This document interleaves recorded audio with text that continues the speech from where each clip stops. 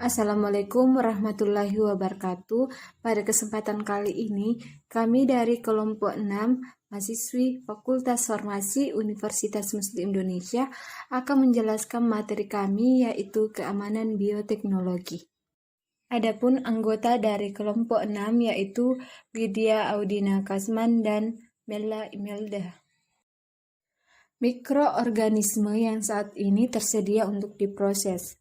Bioteknologi tidak mungkin menyebabkan penyakit pada manusia atau merusak lingkungan, dan oleh karena itu umumnya dianggap aman. Ada kebutuhan konstan untuk pengenalan baru, strain alami, atau hasil rekayasa genetika. Bahaya yang ditimbulkan oleh mikroorganisme industri.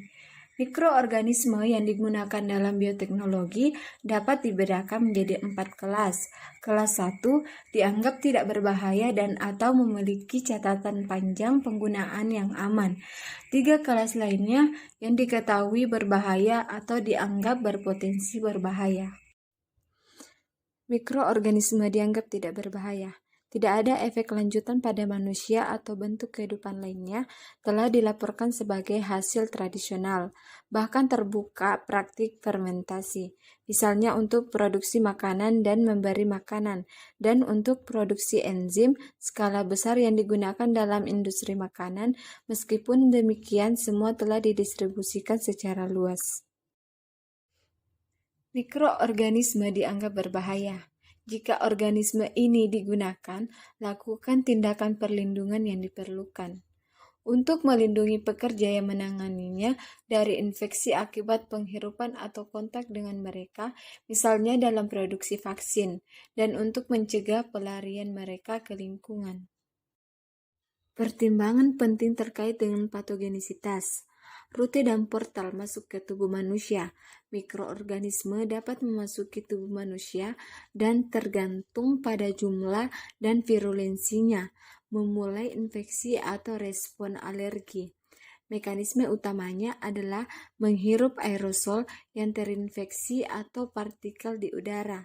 Yang kedua, transfer ke mulut dengan tangan yang terinfeksi. Yang ketiga, melalui luka pada kulit, dan yang terakhir, melalui mata oleh cipratan atau tangan yang terkontaminasi.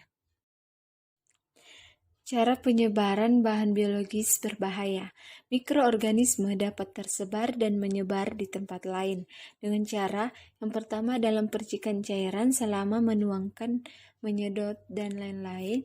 Yang kedua dalam air yang digunakan untuk pembersihan dan pendinginan. Yang ketiga dalam limbah padat, misalnya biomasa yang belum disterilkan. Yang keempat oleh agen manusia, misalnya tangan yang terkontaminasi. Dan yang terakhir oleh hama hewan, termasuk antropoda. Patogenesis. Istilah ini meliputi transmibilitas, kemampuan untuk berpindah dari suatu situs dilepaskan ke jalur infeksi pada seseorang. Infektivitas, kemampuan untuk menembus milik individu pertahanan alami atau yang diinduksi, bergantung pada bagian kesehatan individu dan kekebalannya, alami maupun diperoleh dengan vaksinasi ke mikroorganisme terkait. Virulensi, variabel yang mempengaruhi kapasitas organisme menyebabkan penyakit. Penilaian patogenisitas strain yang tidak diketahui. Resiko potensial bagi pekerja dari strain alami atau yang dimodifikasi secara genetik termasuk infeksi, alergi, dan toksisitas metabolit.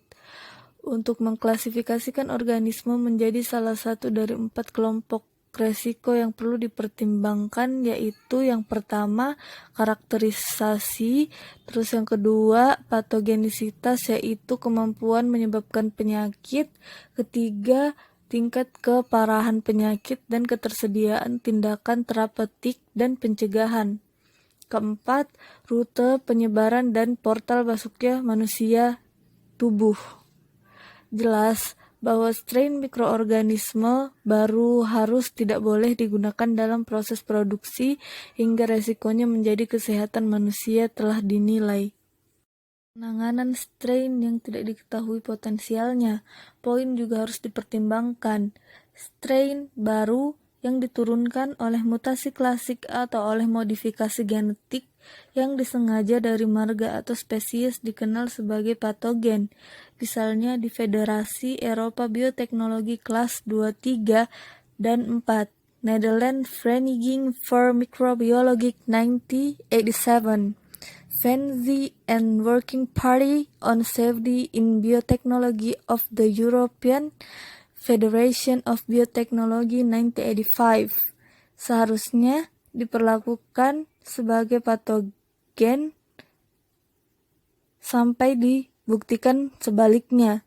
Jika tes untuk patogenisitas negatif strain mungkin ditempatkan dalam kelompok resiko yang lebih rendah daripada induknya.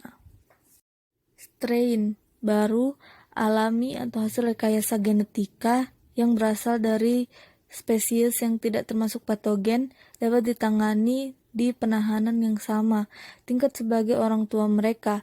Jika ketegangan seperti itu secara biologis cacat, misalnya jika dapat tumbuh dan berkembang biak dengan kurang baik di bawah kondisi yang melekat pada ekologi aslinya, dapat diproses dalam kondisi yang sebanding dengan GILSP, misalnya mutan Bacillus sp yang tidak membentuk spora dapat digunakan untuk mendapatkan jalur hasil rekayasa genetika yang cacat secara biologis untuk digunakan di tingkat GILSP.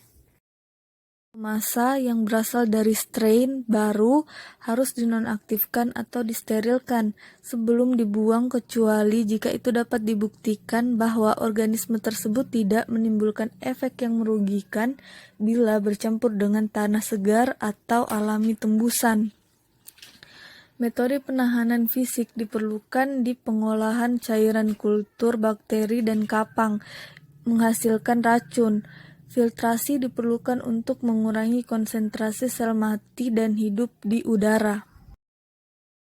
Jadi, dapat disimpulkan yaitu mikroorganisme yang baru diisolasi atau dikembangkan, apakah mereka terjadi secara alami atau mutan ataupun rekombinan, tidak boleh digunakan untuk proses bioteknologi atau dilepaskan ke lingkungan sampai mereka telah dikarakterisasi dengan baik dan dievaluasi patogenisitasnya terhadap manusia. Tes taksonomi yang ditingkatkan mungkin membantu dalam menentukan hubungan antara suatu produk strain dan strain referensi patogen yang diketahui dari spesies yang sama. Tidak ada tes tunggal atau yang dapat diandalkan untuk patogenisitas yang berlaku untuk semua mikroorganisme. Pilihan tes mungkin melibatkan penelitian awal yang cukup.